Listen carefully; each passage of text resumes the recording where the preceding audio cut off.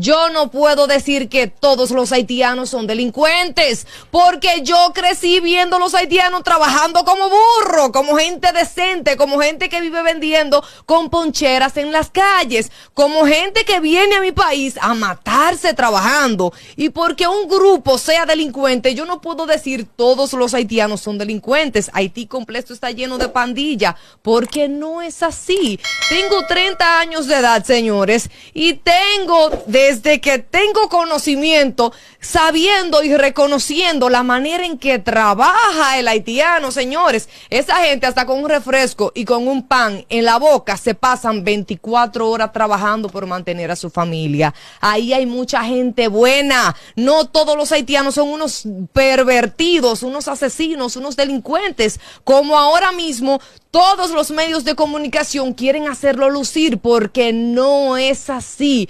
Tampoco puedo criticar que haya un barrio repleto de haitianos, porque cuando se habla de Estados Unidos hay ciudades enormes que pertenecen a dominicanos, y cuando hay una calle que tiene un nombre en representación de un dominicano, yo me siento orgullosa. Imagínense que aquí se diera la casualidad que le pusieran a una calle de aquí de la República Dominicana el nombre de un destacado del país vecino. Eso sería, óigame, Jesús Santísimo, terrorífico.